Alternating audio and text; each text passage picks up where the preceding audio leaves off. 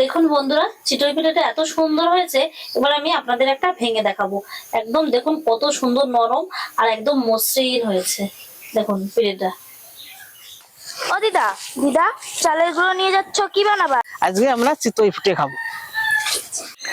কি চালের গুঁড়ো নিয়ে আইছি আর খেজুর গুড় নিয়ে আইছি, কটা চিতই পিঠে করতো। আজকে চিতই পিঠে খাবো খেজুরের গুড় দিয়ে। দেখি আজকে তুমি আবার চালের গুঁড়ো নিয়ে এসেছো? হ্যাঁ, নাতনিকেও নিয়ে এসেছো সাথে করে।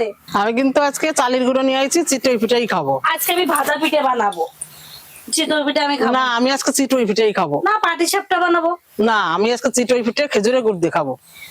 তাহলে চলো, তুমি যখন চিতই পিঠা খাবে তাহলে তোমাকে আজকে চিতই পিঠাই বানিয়ে খাবো। আর চলো বন্ধুদের সাথেও শেয়ার করব আমি কিভাবে এই চিতই পিঠাটা বানাবো। বন্ধুরা, আজকে মার পছন্দের পিঠে, আজকে মাকে দিয়েই গুলাবো। নাও, তুমি আজকে গুলিয়ে দেবে চিতই দাও, পিঠার জন্য। আমি সুন্দর করে গুলাই দিচ্ছি, তুমি তাড়াতাড়ি আমাদের চিতই পিঠে বানাই দাও। ঠিক আছে, আমি বানিয়ে দেবো। বন্ধুরা, আমি এইখানে 1 কেজি চালের গুঁড়ো নিয়ে নিছি। তোমরা যদি মনে করো কম বেশি যে যেরকম খাবা সেই সেরকম বানাবা। পরিমাণ মতন লবণ দেব, পরিমাণ মতো জল দিয়ে আমি সুন্দর করে মাখিয়ে দেব।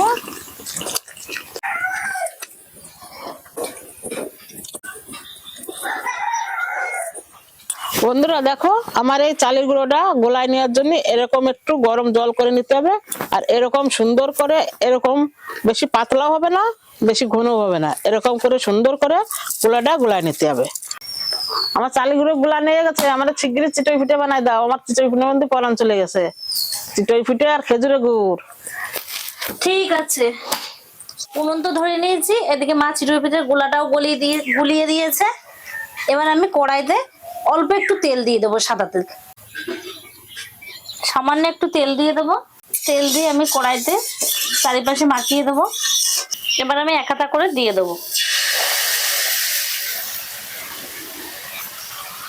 দিয়ে এবার আমি এই ঢাকনাটা দিয়ে ঢেকে দেবো। বন্ধুরা, এই চিতই পিঠে বানানোর সময় পিঠেটা যখনই দেবো উনুনে, তারপরে জালটা কিন্তু একদম আস্তে আস্তে হবে। এইভাবেই, যেভাবে আমি প্রথমে কড়াইতে তেল দিলাম, এক একটা পিঠে হবে। আবার অল্প অল্প তেল দিয়ে আর ওইভাবে গোলা দিয়ে প্রত্যেকটা চিতই পিঠে একইভাবে বানিয়ে নিতে হবে। এবার আমি ঢাকনাটা তুলে নেব। দেখুন পিঠেটা কত সুন্দর ফুলেছে। এবার আমি চিতই পিঠেটা আরেক পিঠ উল্টে দেবো। আরেক পিঠ কিন্তু বেশি ভাজা যাবে না, একদম হালকা ভাজা হবে সেরকম। এবার আমি তুলে নেব। দেখুন কত সুন্দর হয়েছে চিতই পিঠেটা।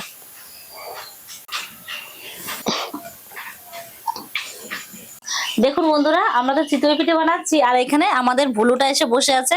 ভুলুকে একটা দিয়েছি, ভুলু খেয়ে জিভ চাটছে, বলছে তার মানে আমাকে আরো একটা দাও চিতই পিঠে। ভুলু বস, হোক তারপরে দেবো তোকে। তাহলে তো বন্ধুরা দেখলেন আমি কিভাবে চিতই পিঠাটা বানালাম। আর এইভাবে আমি প্রত্যেকটা চিতই পিঠে বানিয়ে নেবো। একদম খুব অল্প সময়ের মধ্যে এই পিঠেটা হয়ে যায়। তাহলে আপনারা বাড়িতে বানিয়ে খাবেন আর কমেন্টের মাধ্যমে জানাবেন পিঠেটা কেমন লাগলো খেতে। তাহলে আমি এইভাবে প্রত্যেকটা চিতই পিঠা বানিয়ে নেব। মা, তোমার পছন্দ মতোই তো চিতই পিঠাটা বানালাম, তা কেমন লাগলো বলো? চিতই পিঠাটা খুবই সুন্দর হয়েছে, কিন্তু খেজুরের গুড় আর চিতই পিঠাটা খেতে এত সুন্দর তা আগে জানতাম না। শীতকালের পিঠা আর খেজুরের গুড় খুব ভালোই লাগে। তাহলে কেমন লাগলো এই চিতই পিঠাটা আপনারা কমেন্টের মাধ্যমে জানাবেন।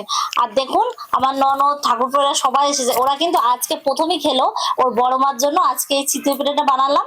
খেয়ে বলো বৌদি, বা খুব দারুণ হয়েছে আজকের এই রেসিপিটা।